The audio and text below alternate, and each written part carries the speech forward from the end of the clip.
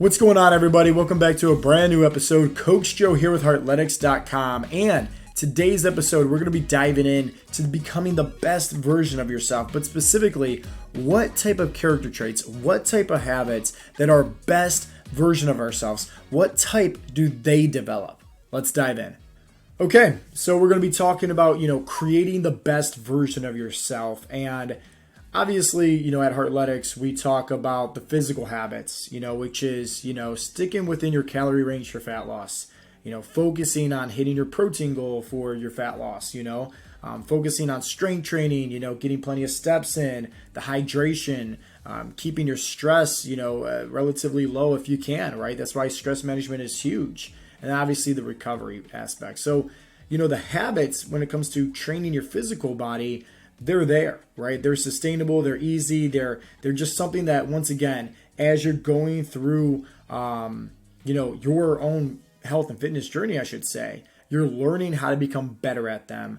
But we often forget about the character traits, right? These types of habits, right? The mindsets, the emotions, once again, just who you are, who you're developing on becoming. We often forget about those types of habits. And that's why I really want to dive into just a little question at the very end that I think is just going to help you guys out when it comes into terms of getting one step closer to your goals, I'd like to say. And before we dive into some of these different aspects of habits that I want you to start focusing on, let's first do a friendly reminder in terms of why you should focus on putting yourself first. Right? Why you should focus on, becoming the best version of yourself. So if we have to branch that off into physical, mindset, emotional, spiritual, whatever the case may be, right? You just really showing up and, finishing off the day saying, man, I showed up today. I gave it my all, right? The reason why it's so important for you to do that for yourself is because you can see when you start filling up your cup, you can pour more out into others. And guys, that's my humble belief and why I'm living today, right? And my sole, I like to say, mission, right, is to just inspire others, help out others. And I know for a fact that, hey, if I'm, not focusing on, sleeping well and not focusing on eating habits and, not going to the gym and exercising and not feeling motivated, it's very hard for me personally to motivate and inspire others to do so. But guess what? When I put that time into, me becoming the best version of myself, I have more energy. I have more, ambition. I'm a better leader. I'm a better father. I'm a better husband. I'm a better coach, but it's just a better overall around human being. And it's because I'm putting myself first. So that way, once again, I'm filling up my cup so I can pour out and help out those that maybe necessarily just need some more help. So maybe that's my spouse. Maybe that's my child. Maybe that's my community. Maybe that's the people at church. Maybe that is, my coworkers, whatever the case may be, and whoever the case may be for yourself as well. When you focus once again on you just taking a little step backwards and say, hey, listen, this is more about, selfless rather than being selfish, where you can devote to, once again, you becoming the best version of yourself physically, mentally, emotionally, spiritually. You can once again help out others. And that's the main reason why I like to do what I do at Heartletics. It's to just give you power, give you hope, give you inspiration that, hey, listen, like, I'm no different from you. You're no different from me. Like, we're all pretty much all the same. It's just that, hey, some people just need a little extra fuel. They need a little extra gasoline to just help them see that light, see that inspiration. And the best part is that once you're able to see that inspiration and that light happen within yourself and you're able to have success at reaching your goals, you're going to be that inspiration. You're going to be that lighthouse for others out there as well. So that's why I encourage you.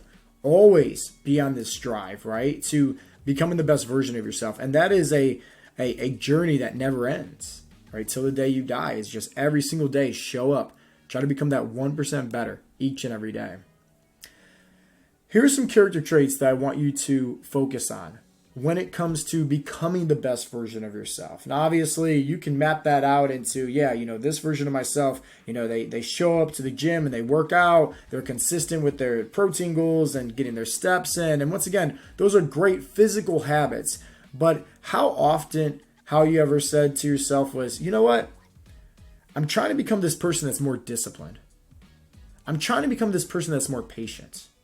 I'm trying to become this person that's more honest, more humble, more loyal, more resilient.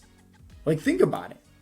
And that's why today's exercise, I think it's hands down going to help you just always, right, striving to become the best version of yourself, because it's going to get you to think differently. And when you think about things differently, that's when you have a completely different perspective on things. So I challenge you, think to yourself, what are some habits? What are some character traits that the best version of yourself has? And really think about that. Now, here's what we're going to do next. I don't want you to just think about it when everything's great. Because at the end of the day, like, as much as I love to be, Mr. Positivity and, say my affirmations and meditate and focus on my mindset and life's great, I know the reality of is this. Hey, life is a roller coaster. There's plenty of ups, there's plenty of downs, right? You never know what you're going to get, right? Each and every day there's different little tests, right? And it's how you handle these tests, right? That kind of dictates in terms of, if things are going to get harder for you or things are going to get easier for you, And I just like showing up for those tests with the, glass being half full type of mentality. But what I want you to do is, because once again, I understand that life's not great. I want you to think about, whenever life kind of throws you some curveballs, what would the best version of yourself that has these character traits, what would they do? What would they think? And how would they act? Because once again, I think it's great, right? If, let's say, we use the physical habits, for example, the best version of yourself, right? That is showing up to the gym and hitting their nutritional goals. Well, that's great, right? When they're on, when they're consistent, when life's great. But what happens when their kids are sick? What happens when, they're sick and they can't go to the gym? What happens when, they're injured and they can't even, work out at all? What happens then? How does the best version of yourself, what do they do? How do they think? How are they acting? These are the types of things that you really need to focus on when I mean by developing these character traits. Because I bet you anything, right? If, let's just say, for the physical habits that we were just talking about, if somebody, right, was more disciplined, right, or more patient or more resilient, maybe they can't, let's say they hurt their knee, right? So they can't go to the gym. Maybe they can't, get their steps in either. Well, okay, maybe that person is going to double down on the nutrition. And maybe that person is going to double down on being more, let's say, disciplined with their mindset and their gratitude journaling and focusing on other areas where they can, devote more time because they're resilient. They still want to work, right? They're not just going to throw in the white towel and give up, right? And obviously they're disciplined, so they're showing up for themselves each and every day. But also at the same time, they're patient. They understand, hey, it's an injury. It's just a little bump in the road. It's not going to take me off course of my, me reaching my goals. Now let me help you out with a little exercise that I think is going to be super valuable. Let's say out of those character traits, confidence is something that you want to work on and start developing about yourself. Well, what I recommend is start thinking in terms of, who is somebody that is confident or a confident person? What are the habits that they have? And what is it that they're doing that actually makes them confident? Now, often we get lots of guys that apply for our coaching program, and we hear that all the time. One of their main goals is having more confidence. Maybe that's just confidence in the way that they look. Maybe it's confidence within their own skin. Maybe it's confidence with how they feel. Whatever the case may be, we just always like to be upfront and honest that, hey, true inner confidence, unshakable confidence, comes from who you are on the inside, not who you are on the outside. So, yes, working out does build upon confidence, and we'll talk about that here in a little bit. But keep in mind that, like, some of the bodybuilders that you see out there, right, that step on stage, like, they're the most insecure people out there. And yet they're shredded, right? They got all the muscles in the world. But at the end of the day, like, they're literally being judged upon based on how they look. So they have some insecurities. So true confidence comes from who you are on the inside. And what I boiled down in terms of 5 habits based on, in my opinion, somebody that is confident, these are the 5 things. And I think number 1 is to really know who you are. Know yourself. Think about it. I forget who said this quote, but when there's no enemy on the outside, when there's no enemy on the inside, the enemy on the outside cannot do us any harm. And I love that. I love that.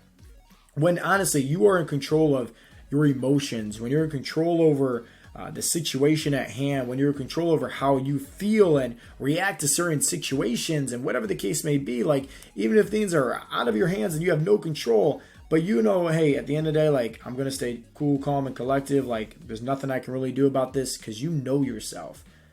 To me, that screams internal confidence. The second is to step outside your comfort zone each and every day, And I don't want you to think that it has to be this huge, I'm going to do this, and it's like this huge, big project. No, it could be something very small. Maybe that's calling up a friend or a loved one or somebody you haven't talked to in a while, just checking up on them. Maybe it's, maybe you're in line at Starbucks and you happen to, get the person behind you, their coffee. It could be something, anything, honestly. Just whatever gets you to that point, and you know what that point is, right? That point of anxiety, that point of doubt, the point of maybe I should turn around, right? The point of sink or swim. You know that point. Everybody has that point, right? And it's comfort zone, right? It's just right there. And what I encourage you to do is try to get there each and every day. Because the more that you can do that, the more you're going to take these small little steps of expanding your comfort zone and making it bigger, bigger, and bigger. The third habit is to take responsibility. For me, for at least, right, when I look and think about somebody that's confident, I'm like, man, let's just say, for example, business, right? If maybe there's something that goes wrong with somebody's business, right? Like maybe it's, I don't know, something happened with maybe one of the employees, right? And the boss, for example, like they take responsibility. Like maybe they take it as, I didn't train this employee the right way, or whatever the case may be, right? They take full responsibility, they take full ownership, I think somebody that's very confident does that, take responsibility. And then at the same time, if let's say like a system, right? Like maybe there was an automation system or whatever the case may be, a deliverable, right? A deliverable, whatever the case may be, something was wrong with there. It's once again taking ownership. So it's like with that, like there's no control, like it would just something happened. But at the same time, somebody that's very confident is going to take full ownership over the entire whole of the situation. And then the fourth is, they're willing to learn. They're open-minded. And, they say out there, knowledge is power. And at the end of the day, somebody that is, open-minded, they're not going to walk in a room somewhere and if the conversation is about something that they don't know about, they're just going to, leave or throw in the white towel and quit or whatever. Like, no, like somebody that is very confident is going to say, well, hey, I'm here for a reason. Let me see what the party's all about. Let me learn, right? Plain and simple. It's the same thing as like if you're ever reading one style of books or an author, right? And you really like their tonality and, how they write and everything like that.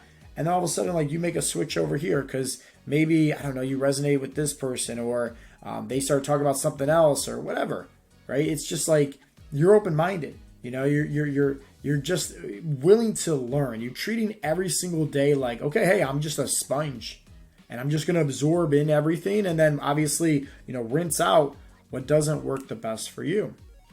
And then lastly, number 5 I put on here is, they put in the work. Somebody that's confident, they show up, right? Like they have all the habits, like they're down, right? Meaning like, hey, somebody that's confident, like, yes, they're working out, they're training hard. Yes, they're focusing on eating healthy and they're not doing it because obviously it makes them look a certain way. They're doing it more so because it makes them feel a certain way. Meaning like this, hey, personally for myself, when there's the days where I don't feel like working out, maybe I'm injured or I don't know, it snowed and I don't feel like showing up in the morning to get a workout in, guess what? The days where I show up anyways, regardless of how I feel, and I still go to the gym, I still get a workout in, afterwards, right? That feeling of just, being proud of myself. Like, man, I showed up, like I did it. Like I'm very happy. Like I'll say this, I've never regretted a workout that I did before. Honestly. I've never came home and said, man, I'm really pissed off I went to the gym today. Like, no.